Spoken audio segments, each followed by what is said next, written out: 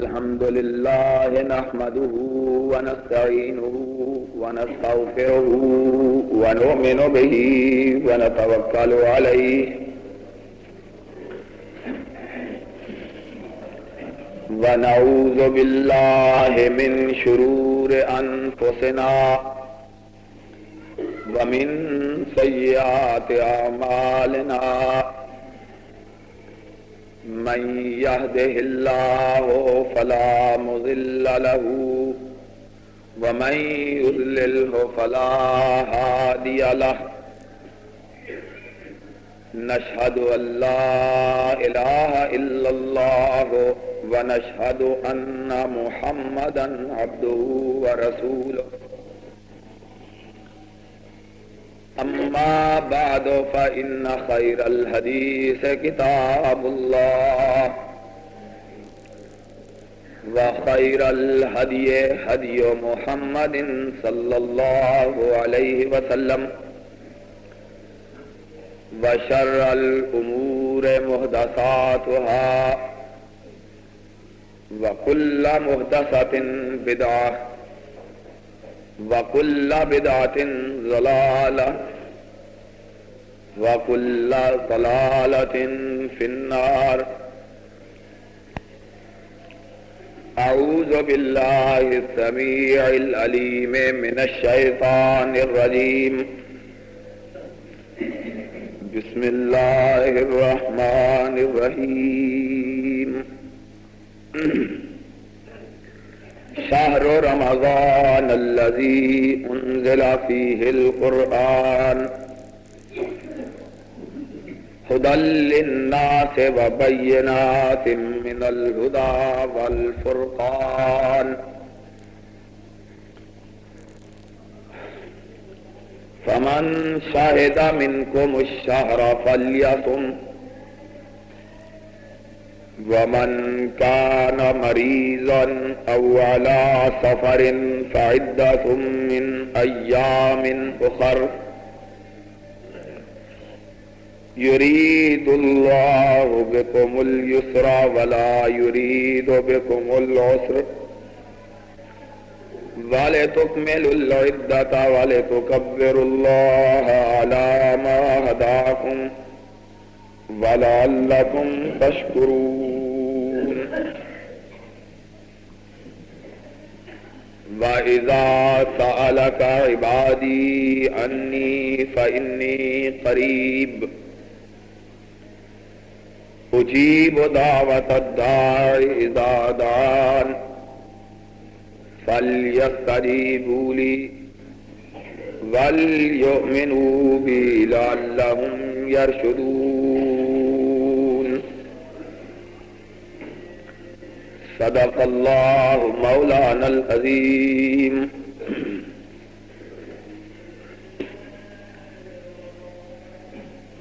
تمام قسم کی تعریفات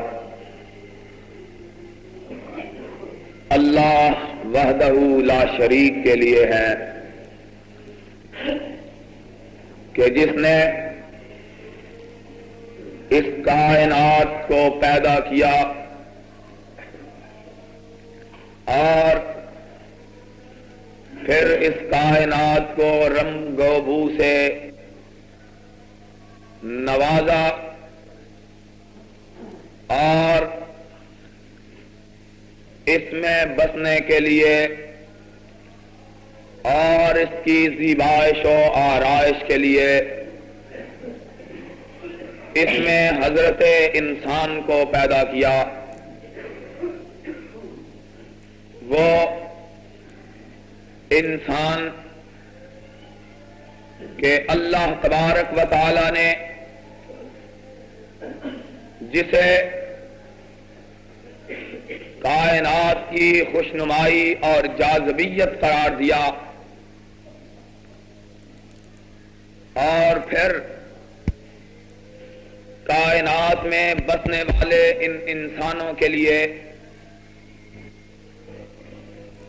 ہر قسم کی سہولتیں بہم پہنچائیں، ان کے امراض اور اور ان کی بیماریوں کے تریاق کو پیدا کیا، وہ رب ذوالجلال جس نے اپنی ساری کی ساری کائنات صرف اس کے گرد گھمائی اور اس کے لیے پیدا کی اور اس کی سہولتوں کے لیے اسے تخلیق کیا۔ کلام پاک میں ارشاد فرمایا، ان ربکم اللہ الذی خلق السماوات والارض وسخر لکم الشمس والقمر۔ فرمایا لوگو تمہیں معلوم ہے کہ اللہ تبارک و تعالی نے آسمان اور زمین کو تمہارے لیے پیدا کیا ہے۔ فرمایا وسخر لکم الشمس والقمر، یہ چاند اور یہ سورج یہ بھی تمہارے لیے اللہ نے پیدا کیا۔ فرمایا چاند کو چمک دی تو تمہارے لیے اور سورج کو دمک عطا کی تو تمہارے لیے، والنجوم مسخرات بامرہ۔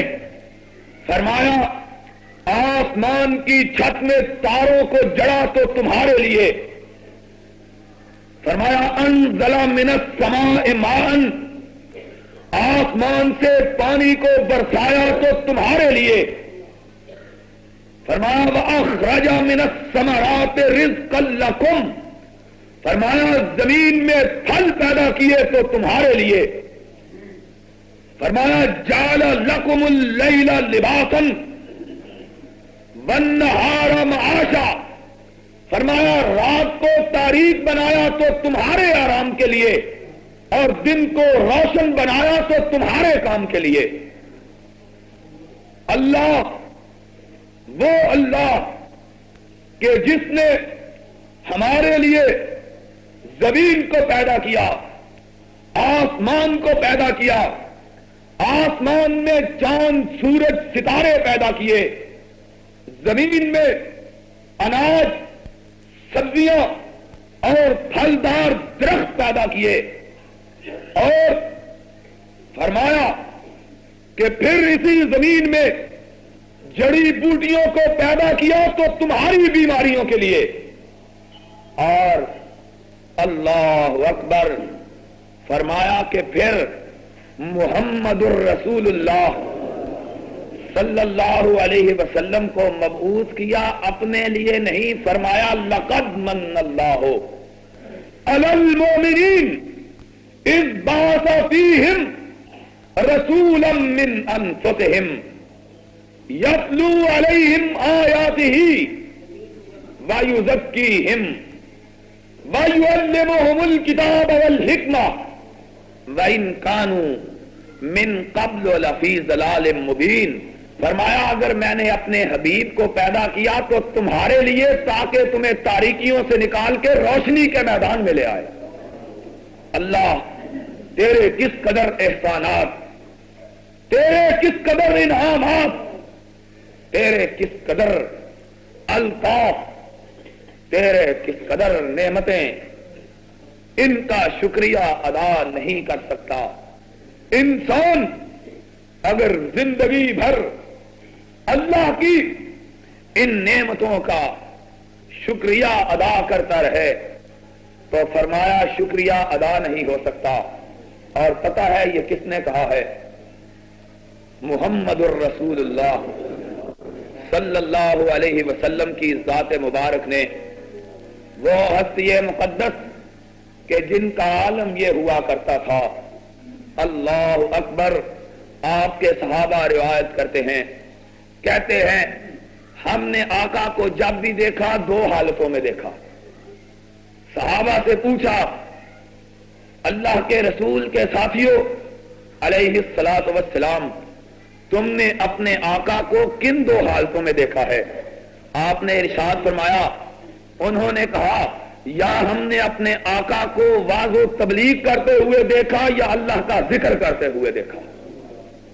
دیکھا تو اس عالم میں یا اللہ کو منواتے ہیں یا اللہ کا شکریہ ادا کرتے ہیں. اس کے باوجود آقا نے کیا ارشاد فرمایا؟ فرمایا لا احصی ثناء علیک کما اثنیت علی نفسک. اے رب ذوالجلال، تیرا بندہ محمد صلی اللہ علیہ وسلم جس کی زبان ہر لمحہ تیری یاد سے تر رہتے ہی ہے، اے اللہ تیرا یہ بندہ بھی تیرے شکریہ کو ادا نہیں کر سکتا ہے. خداوند تعالی نے اسی بات کو خود اپنے کلام پاک میں یوں بیان کیا. فرمایا لو ان ما فی الارض من شجرۃ اقلام والبحر یمدہ من بعدہ سبعۃ ابحر ما نفدت کلمات اللہ. فرمایا کہ اگر پوری دنیا کے درخت کلمے بنا دی جائے اور فرمایا پوری دنیا کے سمندر سیاہی بن جائیں، فرمایا یہ کلمے ٹوٹ جائیں گی، سمندر کی سیاہی ختم ہو جائے گی، ما نفدت کلمات اللہ، اللہ کی تعریف اور اللہ کی ثنا ختم نہیں ہو سکے گی. وہ اللہ کہ جس نے دنیا کی ہر چیز کو ہمارے لیے پیدا کیا. اللہ پھر کیا کچھ نہ ہمارے لیے پیدا کیا. خداوند تعالیٰ نے ارشاد فرمایا وَفِي أَنفُسِكُمْ أَفَلَا تُبْصِرُونَ. اور باہر کی دنیا کو کیوں دیکھتے ہو؟ اپنے من کی دنیا کو دیکھ لو. اگر اللہ نہ چاہتا تو تمہارے ہاتھ نہ ہوتے، تم چیز کو پکڑ نہ سکتے. اگر نہ چاہتا تمہارے پیر نہ ہوتے، تم چل نہ سکتے. اگر نہ چاہتا تمہیں بینائی عطا نہ فرماتا، پوری دنیا تمہارے لیے تاریک ہو جاتی. نہ چاہتا تمہیں سنوائی عطا نہ کرتا، تم کائنات کے نغموں اور زمزموں سے بے بہرا رہ جاتے. فرمایا نہ چاہتا تمہیں عقل و خرد سے نہ نوازتا، تم خوبصورتی اور بدصورتی میں تمیز نہ کر سکتے. اگر نہ چاہتا تو تمہیں قوت شامہ عطا نہ کرتا کہ تم بو اور بدبو میں فرق نہ کر سکتے. فرمایا وفی انفسکم افلا تبصرون. اپنے آپ کو دیکھ لو، اگر تمہیں اپنی آپ کی سمجھ آ گئی تو رب ذوالجلال کی عظمت کا اعتراف کر لو. اللہ کائنات کو تمہارے لیے پیدا کرتا ہے، کائنات کو رنگ و بو سے تمہارے لیے بھرتا ہے، کائنات کو رنگ و روغن تمہارے لیے عطا کرتا ہے، کائنات کو خوشبو اور مہک تمہارے لیے دیتا ہے، کائنات کو آرائش و زیبائش تمہارے لیے بخشتا ہے. فرمایا اور تمہیں کیا کہتا ہے؟ شہر رمضان الذی انزل فیہ القرآن ھدی للناس وبینات من الہدی والفرقان. فرمایا پھر بھی تم سے کچھ نہیں مانگتا، بلکہ تمہیں یہ کہتا ہے قرآن کو مشعل راہ بنا کے اپنی تاریک زندگیوں کو روشن کر دو. تم سے پھر بھی اس کائنات کی پیدائش اور زیبائش کے بدلے میں تم سے کچھ طلب نہیں کرتا، بلکہ پھر بھی تمہیں عطا کرتا ہے.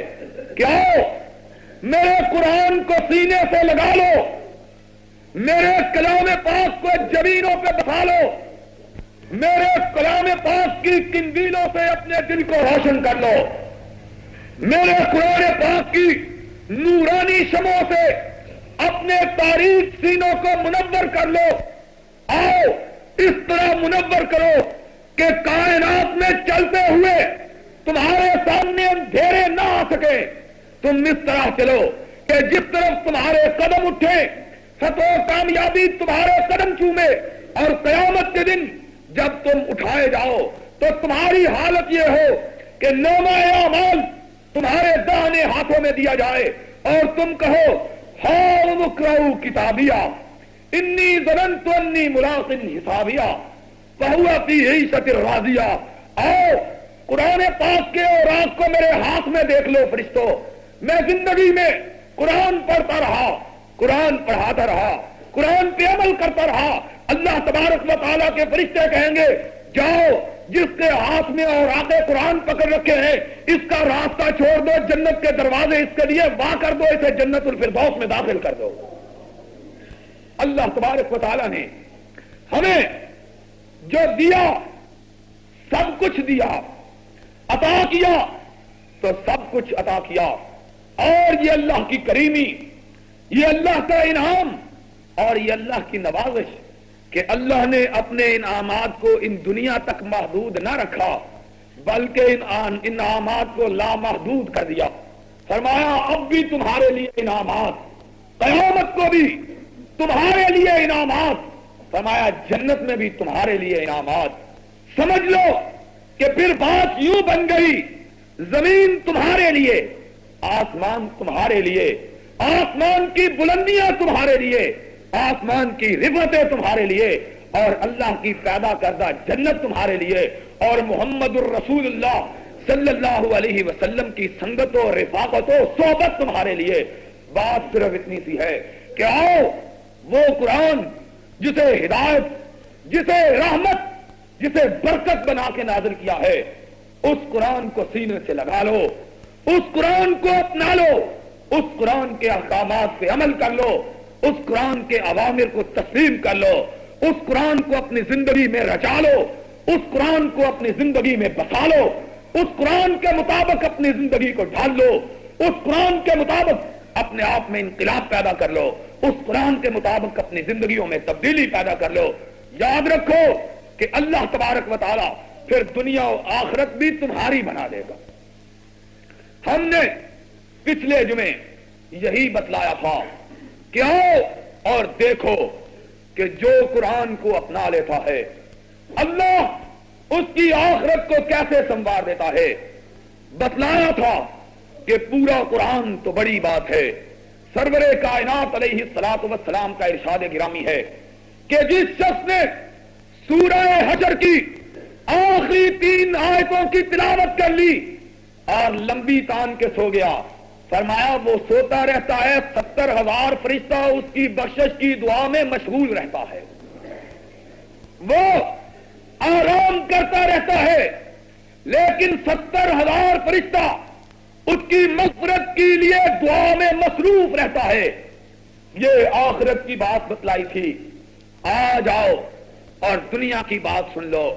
ہم نے کہا تھا کہ اگلے جمعے ہم یہ بتلائیں گے کہ ہمارے انحطاط اور ہمارے ترقی کے اسباب کیا ہیں، ہم دنیا میں کیوں بالا و بلند ہوئے، اور پھر برتری، عظمت، جلالت اور رفعت کو حاصل کرنے کے بعد ہم کیوں ذلیل ہو گئے، کیوں فروختر ہو گئے، کیوں پست ہو گئے، کیوں تحت سرابے اتار دیے گئے۔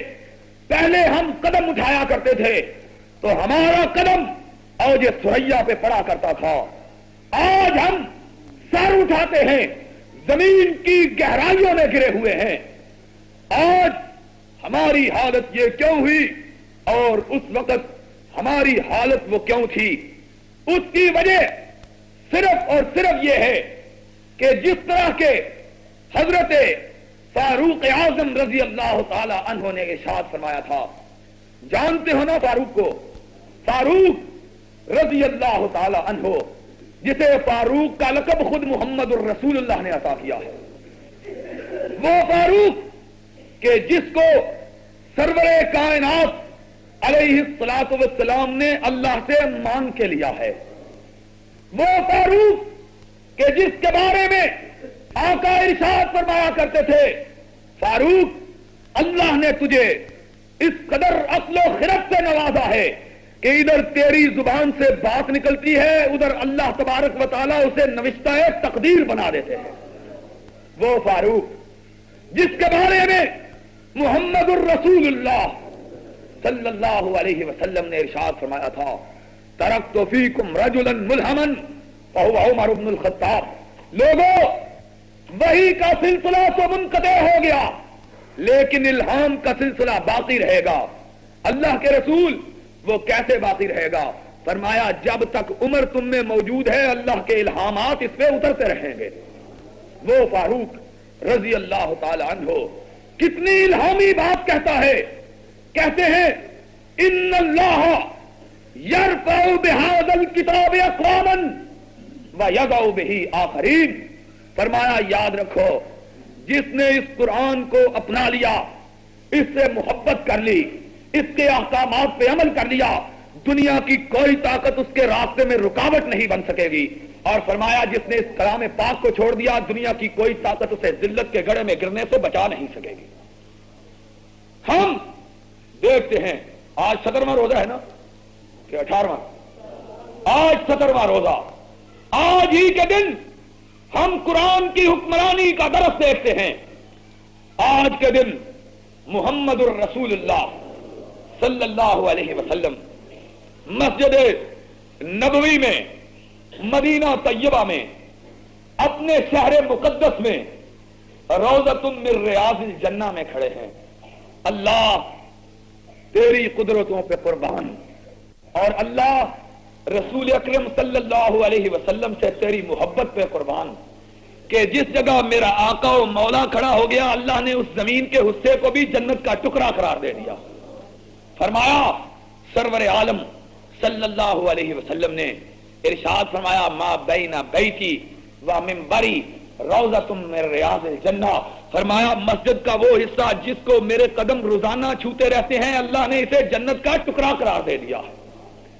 اس جنت کے ٹکڑے میں کھڑے ہو کے محمد الرسول اللہ صلی اللہ علیہ وسلم اس کلام پاک کو اٹھاتے ہیں، اس کی آیات کی تلاوت کرتے ہیں.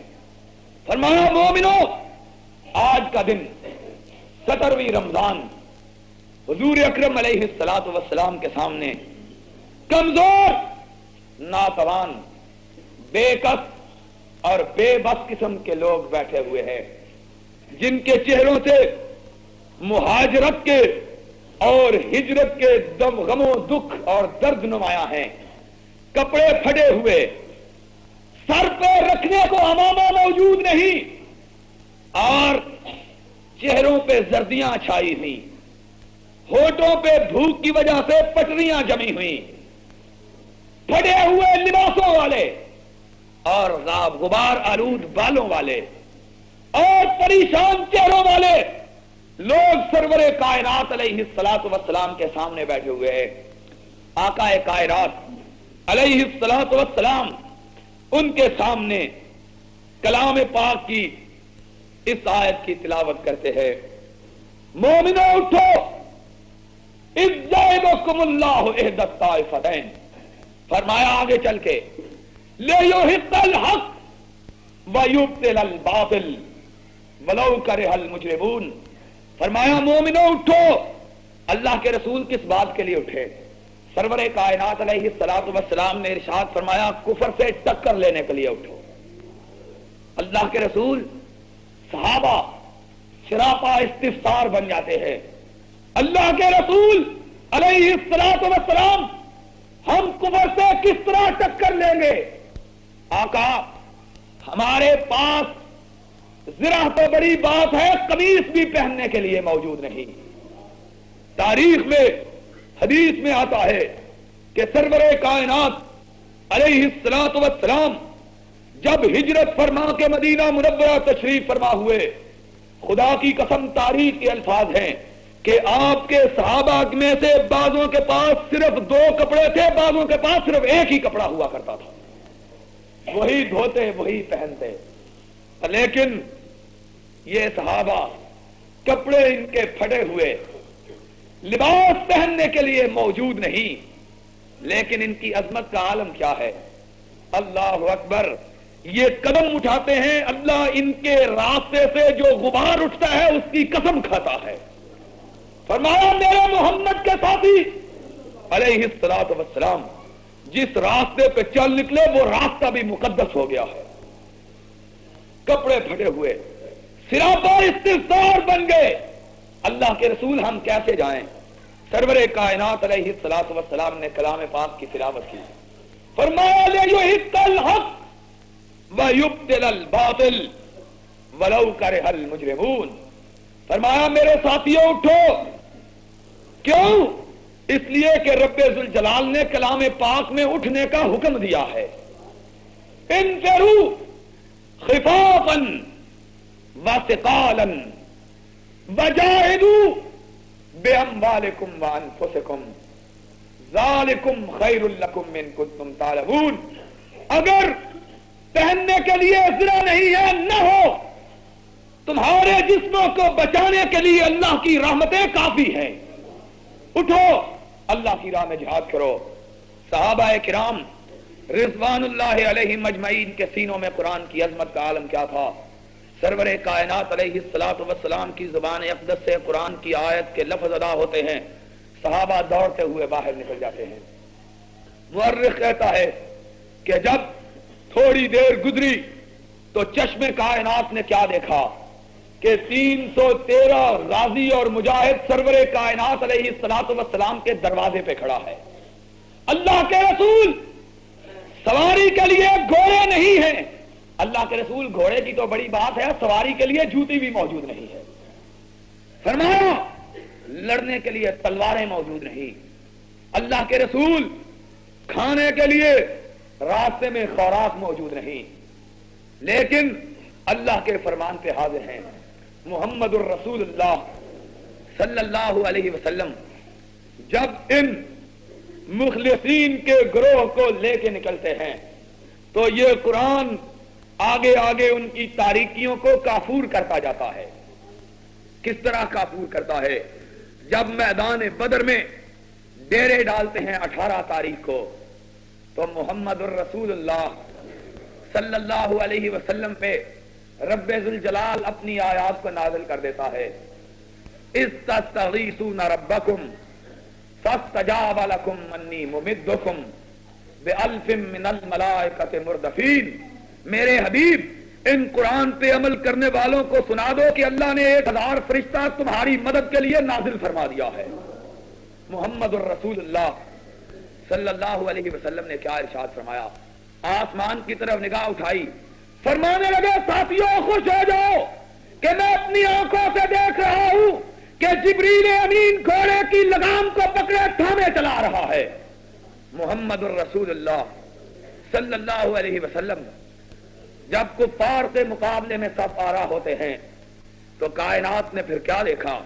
تاریخ ہمیں کیا بتلاتی ہے کہ جب میدان سے گرد و غبار چھٹتا ہے تو کیا نظر آتا ہے کہ 70 کافروں کی لاشیں میدان بدر میں تڑپ رہی ہیں، 70 قیدی بن کے آئے ہیں اور باقی اپنے خیموں کو، اپنے ساز و سامان کو چھوڑ کے بھاگ چکے ہیں۔ محمد الرسول اللہ صلی اللہ علیہ وسلم اپنے ساتھیوں کو مخاطب ہو کے کیا ارشاد فرماتے ہیں؟ فرمایا قرآن پہ عمل کرنے والوں، اللہ نے تمہیں دنیا میں فتح دی، اور آخرت کے بارے میں کیا ارشاد فرمایا؟ ان اللہ اطلع علی اہل بدر، اللہ نے خود آسمان دنیا پہ آ کے تمہیں جان کے دیکھا اور مجھے ارشاد فرمایا جاؤ ان سارے کے سارے غازیوں کو سنا دو کہ میں نے تم سب کے سب کو جنت لکھ کے عطا فرما دی۔ قرآن کو ہم نے اپنایا تو نتیجہ کیا ہوا کہ وہی محمد الرسول اللہ صلی اللہ علیہ وسلم جو مکہ سے اس عالم میں نکل رہے ہیں کہ آپ کے ساتھ صرف 2 آدمی ہیں، صرف 2 آدمی، اور ان 2 آدمیوں میں سے بھی مسلمان صرف ایک ہے، تیسرا مسلمان بھی ساتھی نہیں ملا۔ پتہ ہے خود سرور کائنات علیہ الصلوۃ والسلام دوسرے صدیق اکبر رضی اللہ تعالی عنہ، صدیق اللہ تیری قبر کو نور سے بھر دے، وہ شخصیت مقدسہ و مبارکہ کہ جس کو یہ اعزاز ملا کہ اس نے سرور کائنات علیہ الصلوۃ والسلام کی رفاقت میں غار ثور میں ایک رات تنہائی میں بسر کی، وہ رات کہ جس کا بدلہ اللہ نے انہیں کس صورت میں دیا۔ فاروق اعظم رضی اللہ تعالی عنہ بیٹھ کے کبھی کبھی صدیق سے تذکرہ کیا کرتے۔ ایک دفعہ بیٹھے ہوئے تھے کہ صدیق نے ارشاد فرمایا عمر تم بڑے خوش نصیب ہو رضی اللہ تعالی عنہ، اللہ کے رسول کے ساتھی کس لیے؟ آپ نے ارشاد فرمایا اس لیے کہ رب ذوالجلال نے اس عالم میں اس دنیا کو چھوڑا کر وہ تجھ پہ راضی تھے۔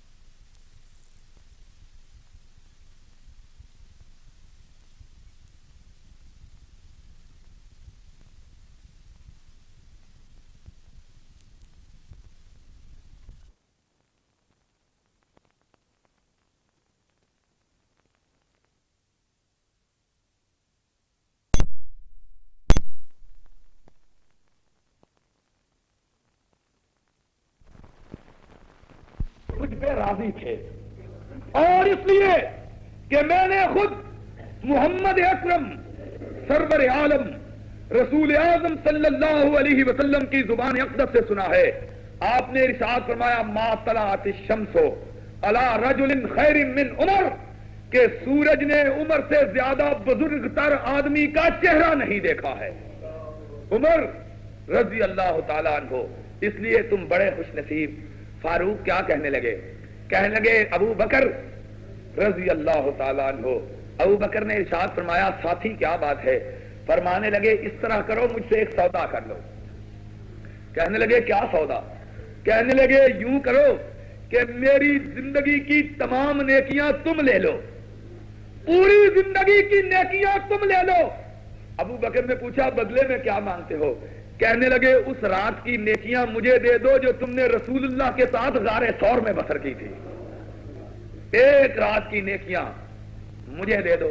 اور یہ بات تو خود محمد اور رسول اللہ صلی اللہ علیہ وسلم نے ارشاد فرمائی، جبکہ ایک مرتبہ حضور انور علیہ الصلوۃ والسلام اپنے گھر تشریف لاتے ہیں اور رات کا وقت صدیقہ رضی اللہ تعالی عنہا اپنے آنگن میں بیٹھی ہوئی، اپنے مکان کے صحن میں بیٹھی ہوئی، بادل کچھ ہی دیر پہلے برس کے چھٹ گئے تھے، اور آپ کو پتا ہے کہ جب بادل برس کے چھٹ جائیں تو گرد و غبار کے بیٹھ جانے کی وجہ سے آسمان کے ستارے بڑے چمکتے ہوئے نظر آتے ہیں اور بڑے کافی تعداد میں نظر آتے ہیں۔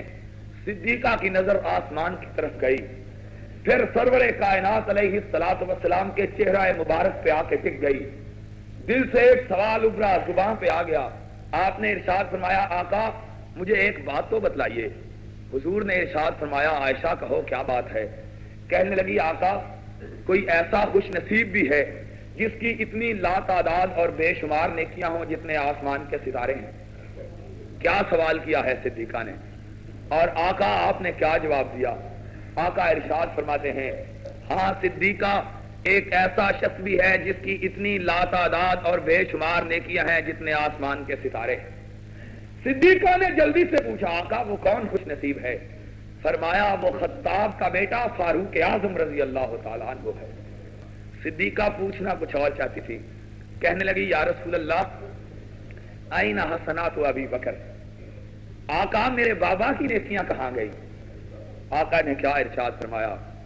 فرمایا عائشہ پوچھ رہی ہو ابو بکر کی نیکیوں کے بارے میں اور پیمانہ بنا رہی ہو آسمان کے ستاروں کو؟ آسمان کے لا تعداد اور بے شمار ستارے اپنی بے حسابی کے باوجود ابو بکر کی نیکیوں کا پیمانہ نہیں بن سکتے۔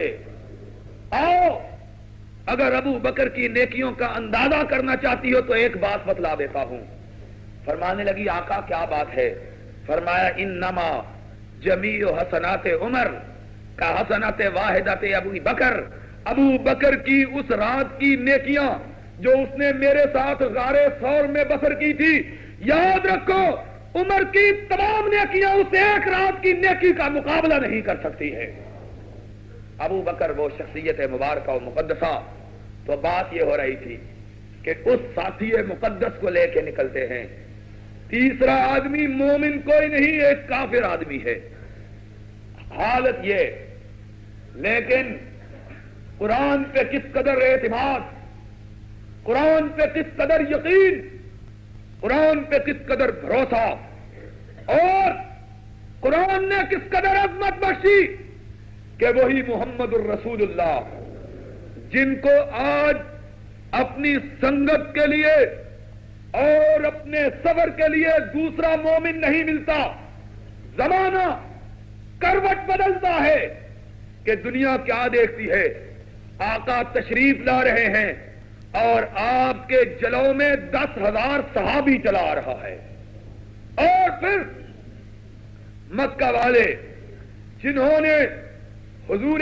کریم صلی اللہ علیہ وسلم کو بے کسی اور بے بسی کے عالم میں نکالا تھا، آج خود بے کس اور بے بس ہو کے کھڑے ہیں۔ سرور کائنات علیہ الصلوۃ والسلام فاتحانہ طور پہ بیت اللہ الحرام میں داخل ہوتے ہیں، کفار کی گردنیں جھکی ہوئی، بڑے بڑے جباران قریش ان کی کمروں میں خم آ گیا۔ حضور انور علیہ الصلوۃ والسلام تشریف لائے، آپ نے کفار و قریش کے ان جباروں کی طرف نگاہ کی جنہوں نے آپ کو وطن سے نکالا تھا، جنہوں نے آپ کی بیٹی ام کلثوم کو اور آپ کے داماد عثمان غنی رضی اللہ تعالیٰ عنہ کو وطن سے بے وطن کیا تھا، جنہوں نے آپ کے ساتھیوں کو خون میں غسل دیا تھا، سارے کے سارے کھڑے ہیں۔ آپ نے ارشاد فرمایا ماذا ترجون منی، مجھ سے کیا توقع رکھتے ہو؟ وہ خاموش ندامت کے آنسو لیے ہوئے چپ رہتے ہیں۔ آقا ارشاد فرماتے ہیں لا تثریب علیکم اليوم، جاؤ میں اللہ کی کتاب پہ عمل کرتا ہوں، تم سب کے سب کو نہ صرف یہ کہ معاف کرتا ہوں بلکہ تمہاری معافی کے لیے اللہ سے التجا بھی کرتا ہوں کہ اللہ ان کو معاف کر دے۔ اور پھر قرآن نے اس کا نتیجہ کس صورت میں ظاہر کیا کہ محمد الرسول اللہ صلی اللہ علیہ وسلم جب 10 ہجری کو آتے ہیں تو وہی شخصیت مقدسہ جو کل ایک مسلمان کو لے کے نکلی تھی اور کل پھر 10,000 ساتھیوں کو لے کے آئی تھی، آج تاریخ انہیں بتلاتی ہے کہ وہ آ رہی ہے شخصیت مقدسہ، لیکن اس کے ساتھ 1,24,000 وہ رجال مقدس ہے جو محمد الرسول اللہ صلی اللہ علیہ وسلم کے اشارہ ابرو پہ اپنی گردنوں کو کٹانے کے لیے ہمہ وقت تیار ہے۔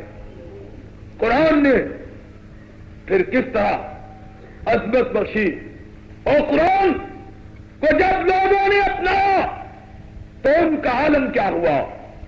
فاروق اعظم رضی اللہ تعالی عنہ سے آ کے پوچھو کہ ان سے پوچھا گیا فاروق جب تم نے قرآن کو نہ مانا تو تمہاری حالت کیا تھی، جب تم نے قرآن کو مان لیا تو تمہاری حالت کیا ہو گئی؟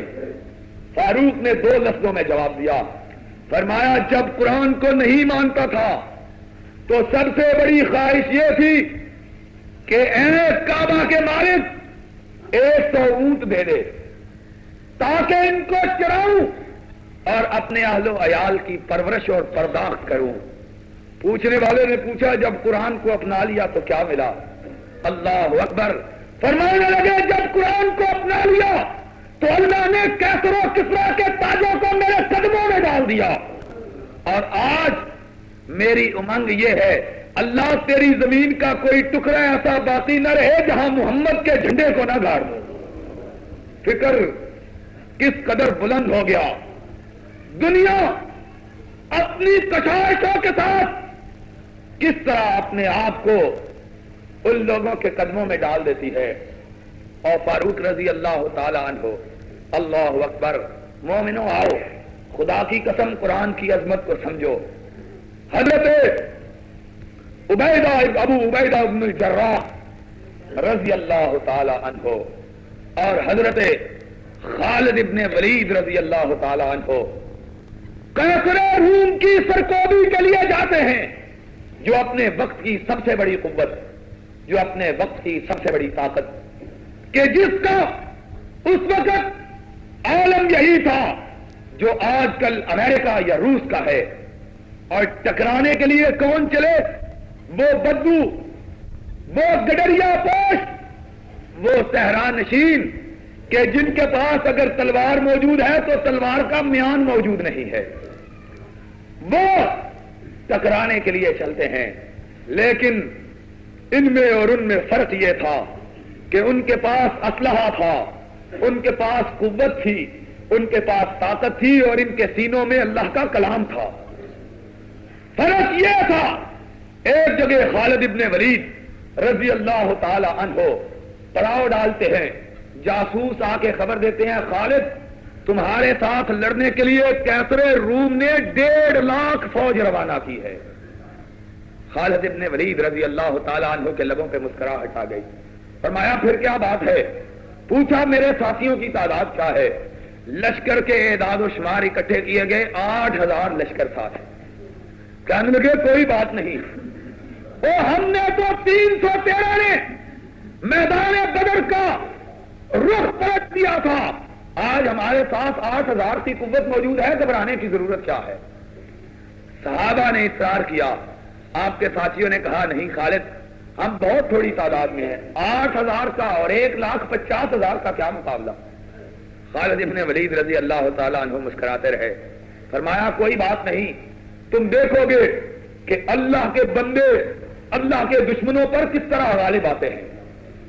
صحابہ نے, ساتھیوں نے اصرار کیا, کہنے لگے یوں کرو کہ تم فاروق اعظم رضی اللہ تعالیٰ عنہ امیر المومنین کی خدمت میں ایک رقعہ لکھ دو. فرمایا کیا لکھوں؟ کہنے لگے کہ یہ لکھ دو کہ مقابلے میں 1.5 لاکھ کا لشکر جرار ہے اور ہمارے ساتھ صرف 8,000 اشخاص ہیں, آپ تھوڑی سی کمک روانہ کر دیجئے, تھوڑی سی فوج اور روانہ کر دیجئے. خالد ابن ولید رضی اللہ تعالی عنہ نے نامے کو لکھ کے امیر المومنین کی خدمت میں حاضر کر دیا.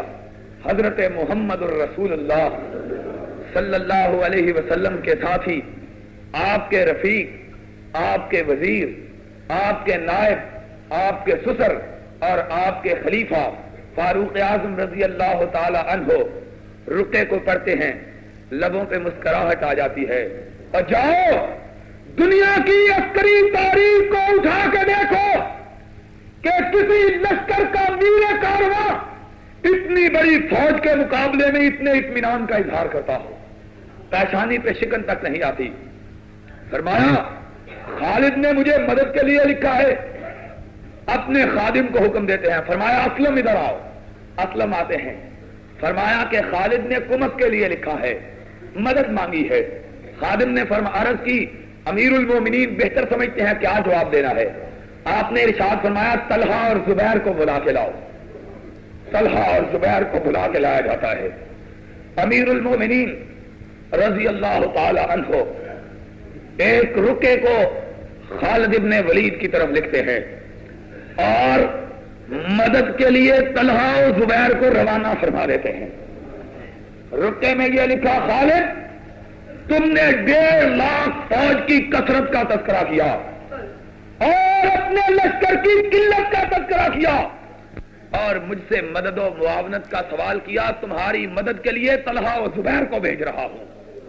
خدا کی قسم جس کے قبضے میں عمر کی جان ہے کہ جس لشکر میں طلحہ و زبیر موجود ہوگا اللہ تعالیٰ اس لشکر کو کبھی شکست سے دوچار نہیں کرے گا. کیوں؟ اس لیے کہ ان کے سینے میں اللہ نے کلام پاک کو اتار دیا ہے اور جس کے سینے میں قرآن محفوظ ہو جاتا ہے دنیا کی کوئی طاقت اسے گزند نہیں پہنچا سکتی ہے.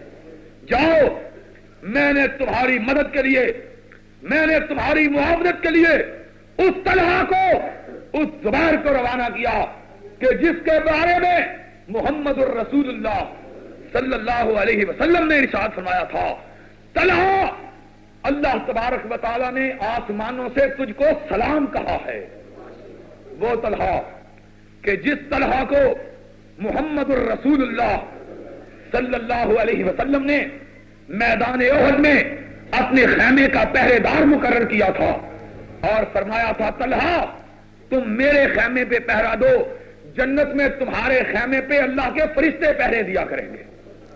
فرمایا جاؤ خالد میں نے تمہارے لیے طلحہ و زبیر کو بھیجا ہے, یہ سب سے بڑی فوج ہے جو میرے پاس موجود تھی, میں نے اسے تمہارے لیے روانہ کر دیا.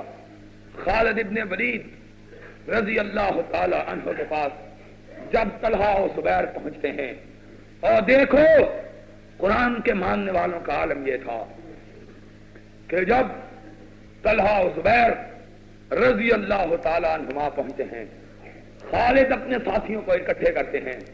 فرمایا ساتھیوں خوش ہو جاؤ کہ اللہ نے طلحہ و زبیر کو بھیج دیا اور فرمایا یاد رکھو حضرت فاروق اعظم رضی اللہ تعالی عنہ کا ارشاد ہے, انہوں نے اپنے خط میں لکھا ہے کہ جس لشکر میں طلحہ و زبیر ہوں اس لشکر کو کبھی شکست نہیں ہو سکتی. مجھے یقین ہے کہ محمد الرسول اللہ صلی اللہ علیہ وسلم کا نائب اور رسول اکرم صلی اللہ علیہ وسلم کے خلیفہ کے منہ سے نکلی ہوئی بات کو اللہ کبھی رد نہیں کرے گا. فرمایا آؤ کفار سے ٹکرا جاتے ہیں اور مومنوں تمہارے مخالف, تمہارے دشمن, تمہارے اعداء محمد الرسول اللہ صلی اللہ علیہ وسلم کو نہ ماننے والے، آپ کی رسالت پر نہ ایمان لانے والے، آپ کی نبوت پر نہ یقین کرنے والے اور قرآن کی صداقت کو نہ تسلیم کرنے والے حیران اور ششدر آج تاریخ کے اس واقعے کو پڑھتے ہیں اور پھر کہتے ہیں ہمیں کچھ سمجھ نہیں آتی کہ کس طرح 8,000 کا لشکر قلیل 1.5 لاکھ کے لشکر سے ٹکراتا ہے اور جب جنگ ختم ہوتی ہے تو نتیجہ یہ ہوتا ہے کہ کافر اپنے آدمیوں کی 70,000 لاشیں میدان میں چھوڑ کے بھاگ جاتے ہیں۔ 70,000 آدمی۔ مورخین ششدر و حیران کھڑے کہ یہ کیسے ہو گیا۔ اگر لوگ صرف ہاتھ باندھ کے سامنے کھڑے ہو جائیں تب بھی 8,000 آدمی 70,000 آدمی کو قتل نہیں کر سکتا۔ اور ان کو کیا پتا ہے کہ قرآن پاک پہ یقین رکھنے والے، قرآن پاک کے اعتماد رکھنے والے، قرآن پاک پہ توکل کرنے والے، قرآن کے احکامات کو ماننے والے، قرآن کے اوامر کو تسلیم کرنے والے، قرآن پاک کو اپنی زندگیوں میں رچانے والے، قرآن پاک کے مطابق اپنی زندگیوں کو ڈھالنے والے، ان کی مدد کے لیے اسی طرح فرشتے نازل ہوا کرتے ہیں جس طرح میدان بدر میں نازل ہوئے تھے۔ تاریخ ہمیں یہ بتلاتی ہے۔ اور پھر عالم کیا ہے؟ اللہ اکبر! صرف 40 سال کے عرصہ میں 35 سال، اور 35 سال سے محمد الرسول اللہ صلی اللہ علیہ وسلم کے دعوت و تبلیغ کے دن نکال دیجئے تو باقی 25 سال رہ جاتے ہیں۔ 25 سال کے زمانے میں اسلام اس طرح آفاق و انفس کو اپنی آغوش میں لے لیتا ہے کہ دنیا کا کوئی کنارہ ایسا باقی نہیں رہ جاتا جہاں اسلام کا جھنڈا نہ لہرا رہا ہو۔ اور خدا کی قسم یقین کیجئے، ایک دفعہ عثمان غنی رضی اللہ تعالیٰ عنہ، عثمان ابن عفان، عثمان، میں اس لیے جب بھی کسی صحابی کا نام آتا ہے ان کی زندگی کے تھوڑے سے واقعات کو ساتھ جملہ معترضہ کے طور پر بیان کر دیتا ہوں کہ آج ہمیں صحابہ کی زندگیوں اور سیرت کے بارے میں کوئی علم نہیں رہا۔ آج ہمیں اوباشوں کے بارے میں، ایکٹروں اور ایکٹریسوں کے بارے میں، رقاصوں اور رقاصاؤں کے بارے میں تو پوری معلومات حاصل ہیں۔ ان کے شجرہ نسب کو ہم جانتے ہیں، ان کی تاریخ پیدائش کو ہم جانتے ہیں، ان کے اصلی اور نقلی ناموں کو ہم جانتے ہیں، لیکن آج ہمیں اسلام کے روشن چراغوں کی زندگی کے حالات کا کچھ علم نہیں رہا ہے۔ عثمان ابن عفان رضی اللہ تعالی عنہ محمد الرسول اللہ صلی اللہ علیہ وسلم کے تیسرے نائب، تیسرے خلیفہ، آپ کے داماد، وہ داماد کہ جن کو آپ نے 2 بیٹیاں یکے بعد دیگرے عطا کی، اور جب دوسری بیٹی بھی فوت ہو گئی تو فرمانے لگے عثمان اگر میری 40 بیٹیاں ہوتی، 40 کی 40 جگہ بعد دیگرے مر جاتی، میں سب کو تیرے حوالہ عقد میں دیتا جاتا۔ عثمان جس کو ذی-النورین کا لقب ملا، 2 نوروں والا، ام کلثوم کا خامند، رقیہ کا خامند، جن کے گھر میں سرور کائنات علیہ الصلوۃ والسلام کے 2 جگر گوشے رہے، اور جن کے نکاح میں محمد اکرم سرور عالم رسول اعظم صلی اللہ علیہ وسلم کی 2 طاہرہ، 2 طیبہ، 2 پاک باز بیٹیاں رہی۔ وہ عثمان ابن عفان رضی اللہ تعالی عنہ سن 35 ہجری میں اپنے کمانڈروں کا ایک اجلاس بلاتے ہیں۔ اجلاس میں کیا کہتے ہیں؟ کہنے لگے اللہ کے بندو، اب ہماری فتوحات کا سلسلہ رک کیوں گیا ہے؟ کیا وجہ ہے کہ اب فتوحات نہیں ہوتی؟ کمانڈر اپنے سروں کو جھکا دیتے ہیں۔ آپ نے سوال کو دہرایا، فرمایا وجہ کیا ہے، جواب کیوں نہیں دیتے؟ کہنے لگے اللہ کے رسول کے نائب، اب ہمیں کوئی زمین کا ٹکڑا ہی نظر نہیں آتا جس پہ ہم چڑھائی کریں اور جہاں محمد الرسول اللہ کا پیغام پہنچائیں۔ اللہ کے رسول کے نائب، اقصی افریقہ تک ہم نے اللہ کی وحدانیت کے جھنڈوں کو گاڑ دیا ہے، یورپ کو ہم نے نور ایمان کی قندیلوں سے روشن کر دیا ہے، ایشیا کو ہم نے اللہ کے پیغام سے مالا مال کر دیا ہے۔ اللہ کے رسول کے نائب اب بتلائیے کہ حملہ کریں تو کہاں حملہ کریں؟ ایک کمانڈر نے یہ کہا، اس وقت سائنس ابھی اتنی ترقی نہیں کی تھی، اس نے کہا امیر المومنین مجھے علم ہوا ہے کہ بعض ایسی جگہیں ابھی موجود ہیں جہاں راستہ خشکی کا نہیں بلکہ سمندری راستہ ہے، اور مسلمانوں اور معاویہ کو گالیاں دینے والوں رضی اللہ تعالیٰ عنہ، آؤ تمہیں بتلاؤں کہ یہ کمانڈر کون تھا۔ عثمان ابن عفان رضی اللہ تعالیٰ عنہ نے پوچھا وہ جزیرہ کون سا ہے؟ کمانڈر اٹھ کے کہتا ہے وہ جزیرہ قبرص، آج جہاں مسلمانوں پہ ظلم و ستم ڈھائے جا رہے ہیں، اور وہ جزیرہ روڈرس ہے۔ عثمان ابن عفان رضی اللہ تعالیٰ عنہ نے ارشاد فرمایا کہ پھر وہاں تک سرور کائنات کے پیغام کو کیسے پہنچایا جا سکتا ہے؟ کمانڈر نے اٹھ کے کہا کہ اس کا ایک ہی طریقہ ہے کہ ہم باہری جہازوں کو تیار کریں اور بحری راستے سے حملہ کریں۔ آپ نے ارشاد فرمایا کہ میں اگلے موسم حج میں یہ سننا چاہتا ہوں کہ وہاں تک اللہ کا پیغام پہنچ چکا ہے۔ کمانڈر کہتا امیر المومنین آپ اگلے سال یہی سنیں گے۔ کمانڈر چلا جاتا ہے اور دوسرے کمانڈر سرگوشیاں کرتے ہیں کہ یہ کون جوان اور کون دلیر انسان تھا۔ بتلانے والوں نے بتلایا اس کا نام معاویہ ابن ابی سفیان رضی اللہ تعالیٰ عنہ تھا۔ آؤ معاویہ پہ زبان تان، معاویہ پہ زبان لام دراز کرنے والوں، آؤ معاویہ رضی اللہ تعالیٰ عنہ جب اگلا سال آتا ہے، اور اپنی حکومت سے بھی ہم کہتے ہیں جو 22 سال سے لوگوں کے سامنے گدائی کر رہی ہے، کبھی روس سے اسلحے کی گدائی کرتی ہے، کبھی چائنا کے پاس کشکولے گدائی لے کے جاتی ہے، اور کبھی امریکہ کی طرف بخمنگوں کی نظروں سے دیکھتی ہے، آؤ اسے بتلاتے ہیں کہ معاویہ کی زندگی کو مشعل راہ بناؤ۔ مسلمانوں کے پاس کوئی بحری جہاز نہیں تھا۔ مورخین ہمیں بتلاتے ہیں کہ ابھی 8 ماہ نہیں گزرے تھے کہ معاویہ نے 1600 بحری جہاز تیار کر کے سمندر میں ڈال دیا، اور ابھی 11 مہینے نہیں گزرے تھے کہ موسم حج سے پہلے پہلے معاویہ قبرص کو بھی فتح کر چکتے ہیں اور روڈرس کو بھی فتح کر چکتے ہیں، اور جب مکہ مکرمہ میں آتے ہیں تو کیا کہتے ہیں؟ کہنے لگے امیر المومنین خوش ہو جائیے کہ جزیرہ قبرص میں بھی محمد کا پیغام پہنچ چکا ہے، اور جزیرہ راڈرس میں بھی اللہ کا علم لہرا رہا ہے۔ تو عثمان نے کیا جواب دیا؟ فرمایا رضی اللہ تعالیٰ عنہ، کہنے لگے معاویہ ہم تمہیں مبارکباد بھی دیتے ہیں اور محمد الرسول اللہ کی بشارت بھی عطا فرماتے ہیں۔ معاویہ نے پوچھا کہ اللہ کے رسول کے نائب وہ بشارت کیا ہے؟ آپ نے ارشاد فرمایا وہ بشارت یہ ہے کہ سرور کائنات علیہ الصلوۃ والسلام نے ارشاد فرمایا تھا میری امت کا پہلا شخص جس نے بحری جنگ لڑی، اللہ کی راہ میں سمندر میں جہازوں کو ڈال دیا، جاؤ اسے میں جنت کی بشارت دیتا ہوں، اللہ اسے جنت عطا فرما دے گا۔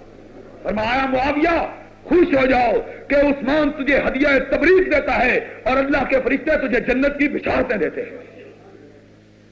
آؤ اسلام نے، قرآن نے ان کے سامنے راستوں کو کس قدر کھول دیا، کس طرح فراخ کر دیا، عزتوں کو اور عظمتوں کو کس طرح ان کے قدموں میں ڈال دیا۔ اور یہی وجہ ہے کہ جب امیر المومنین عمر بن عبد العزیز رحمت اللہ علیہ کا زمانہ آتا ہے، اور ان کے زمانے میں، ولید کے زمانے میں، ان کا کمانڈر مسلمانوں کی سرحدوں کی نگہداشت کرتا ہوا، اسے معلوم ہوتا ہے کہ اقصائے افریقہ میں ایک ایسا علاقہ باقی رہ گیا ہے جسے بحر ظلمات کے کنارے کا علاقہ کہتے ہیں، کہ وہاں ابھی تک قرآن حکیم کی روشنی، قرآن عظیم کا نور نہیں پہنچا۔ اپنے گھوڑے پہ سوار ہو جاتے ہیں، لشکر کو لیے چلتے ہیں، اللہ تبارک و تعالی اپنی سنت کے مطابق، اپنے وعدے کے مطابق اپنی نصرتوں کو ان سے ہمکنار کر دیتے ہیں۔ چند ہی لمحوں بعد بربریوں کا یہ علاقہ بھی فتح ہو جاتا ہے. عقبہ ابن نافع اس کمانڈر کا نام ہے.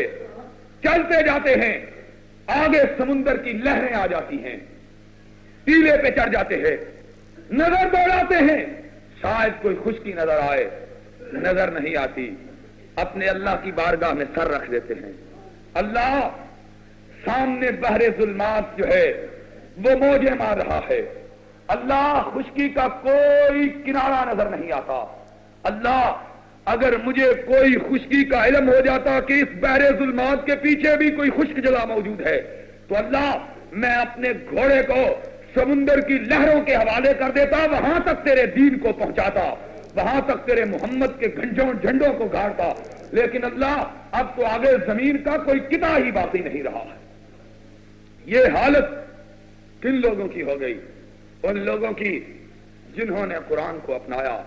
خدا کی قسم, انسان حیران رہ جاتا ہے کہ اللہ, ان کو تو نے قوت و طاقت کیسے عطا فرما دی, کس طرح ان کے اندر تو نے بجلیاں بھر دی کہ دنیا کی کوئی طاقت, دنیا کی کوئی قوت ان کے راستے میں حائل نہ ہو سکی.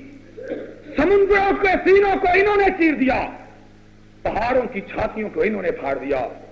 اور کتنا مشہور واقعہ ہے حضرت سعد ابن ابی وقاص اللیثی رضی اللہ تعالی عنہ کا.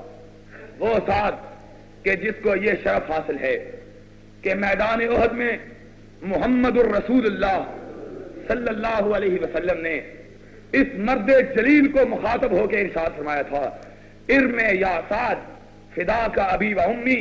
اے سعد, تم نے اس طرح کا آج مار کا لڑا ہے, اس طرح کی جنگ کی ہے کہ محمد اپنے ماں اور باپ کو تجھ پہ نچھاور کرتا ہے علیہ الصلوۃ والسلام. وہ شخصیت مقدسہ, وہ ذات مبارکہ کہ جس کو رسول ہاشمی علیہ الصلوۃ والسلام نے یہ کہا میرے ماں باپ تجھ پہ قربان ہو. وہ ساتھ اپنے لشکر کو لیے چلتے ہیں, راستے میں دریا حائل ہو جاتا ہے, پیچھے مڑ کے دیکھتے ہیں, ساتھیوں کو کہتے ہیں ساتھیوں اگر پل بنایا گیا تو دن لگ جائیں گے, آؤ اور اپنے گھوڑوں کو سمندر کی لہروں کے حوالے کر دو. ساتھیوں کے دلوں میں ہچکچاہٹ پیدا ہوتی ہے, ساتھ اپنے گھوڑے کو لہروں کے حوالے کرتے ہوئے کہتے آؤ, خدا کی قسم تم میں سے جس شخص کی کوئی چیز ضائع ہو گئی سعد اس کا ذمہ دار ہے. اور پھر چشمے تاریخ ہمیں کیا بتلاتی ہے کہ میں نے کیا دیکھا؟ وہ بتلاتی ہے کہ میں نے دیکھا کہ حضرت سعد ابن ابی وقاص رضی اللہ تعالی عنہ سمندر کے سینے کو چیرتے ہوئے اس طرح پار اتر جاتے ہیں کہ ان کا بال تک بھی کا نہیں ہوتا. سارا لشکر پار اتر جاتا ہے, اپنے ساتھیوں کو مخاطب کرتے ہیں, فرماتے ہیں میرے ساتھیوں میں نے تم سے ایک وعدہ کیا تھا کہ جس کی کوئی چیز ضائع ہو گئی سعد اس کا ذمہ دار ہے. اگر کسی کی کوئی چیز ضائع ہو گئی ہو تو مانگ لے, قیامت کے دن مجھ پہ دعویٰ دائر نہ کرنا. اللہ اکبر. اور قیامت کا بھی ان کو کس قدر احساس تھا. ایک صحابی اٹھتا ہے, کہنے لگا سعد میرا پیالہ جو ہے سمندر کی لہروں پہ آیا اور وہ ان کو اٹھا کے لے گئی, میرے پیالے کو واپس لاؤ, نہیں تو یاد رکھو قیامت کے دن جا کے تجھ سے سوال کروں گا. اللہ, تیرے قرآن نے لوگوں کو کیا بلند کر دیا ہے. سعد نے اپنے ماتھے کو زمین پہ رکھ دیا, فرمایا اللہ یہ سر تبھی اٹھے گا جب اس شخص کا پیالہ واپس آ جائے گا. اللہ میں نے اس سے وعدہ کیا قیامت کے دن میں اسے کیا منہ دکھلاؤں گا. صحابی کہتا ہے خدا کی قسم میں نے دیکھا کہ سمندر کی لہریں میرے پیالے کو بہاتی ہوئی کنارے پہ لے آتی ہیں. میں نے کہا سعد سر کو اٹھا لو کہ اللہ نے پیالے کو واپس لوٹا دیا ہے. اور وہ لوگ کہ قرآن کو انہوں نے اپنایا, اللہ نے سمندر کی لہروں کے بھی انہیں مٹھی کر دیا, ان کے مٹھی کر دیا. واقعات اس قدر لاتعداد اور بے شمار کہ ایک جمعے کا خطبہ ان کا احاطہ نہیں کر سکتا. بات دوستو سمجھنے کی اور غور کرنے کی یہی ہے کہ جب تک ہم نے قرآن کو اپنائے رکھا اس کی عظمت کی وجہ سے ہم بلند ہوتے گئے, اور پھر جب ہم نے قرآن کو چھوڑ دیا، جب ہم نے قرآن کو اپنایا تو صحرا نشین تھے، بوریا نشین تھے۔